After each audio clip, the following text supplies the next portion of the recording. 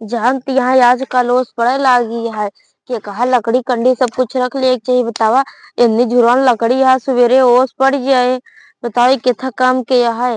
लेकिन का बताई इनका देखो कि यार लकड़ी झुरा में है इतनी बढ़िया। बूढ़ा तो हमरे कौनो काम नहीं रहता है। बस बैठी हुई है गली उगली छुछुआत रही है बस और कुछ नहीं। का बताई एक तो भूखो लागी है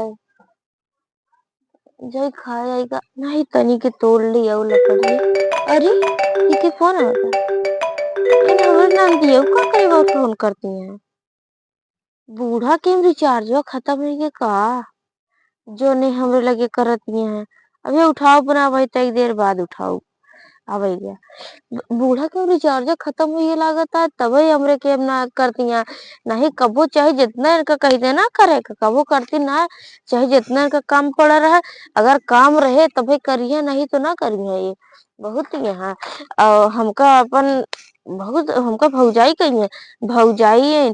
जब फोन कर तो भौजाई नहीं जोन तीन टेबरे उन्हा ना है भतीजवन का कहे थे उनका भैनवन उन्हा कहिए वो हमारी बड़की मम्मी तरह सरगा चली जाए और सब बड़े तरह बड़की मम्मी ना है तो मान के चली कपड़ा वपड़ा खरीदी इनका सब जने का कुछ नहीं।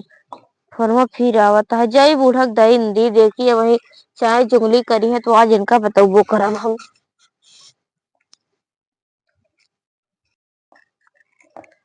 तो हमारे बिटिया की याद आवती है का करी माँ फोनवे बिगड़ गया है वह बिटिया क्योंकि कहू ना सकते जानती है कि कई का सकी थी सोचते एक आध महीने के लिए आए आई का मैं पतो ये हम जानती ये करे या जोन करे या है हमरे फोने में ले अम्मा दीदी फोन आया। अरे मेरी बिटिया फोन आया है। हाँ बिटिया और ठीक है हेलो हाँ बिटिया वजिए ना आया वजिया रुक जा का रुकी रहा। हाँ बूढ़ा हम जान रहे तू ये कर बतावा यहाँ नए वजन का चाय चुगली मजाक करती है बूढ़ा रहता हो हम जान रही बरे के आवाज ना आवत रही कहीं कहाँ के बुढ़िया टाई।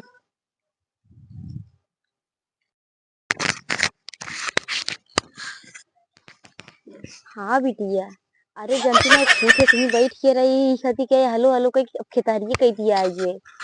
हाँ बहुत हरामी नहीं है हम जानते इन्ने हमरे फोन में कुछ करे हैं। अब तो एक फोनो यही फोनो से बतलात है।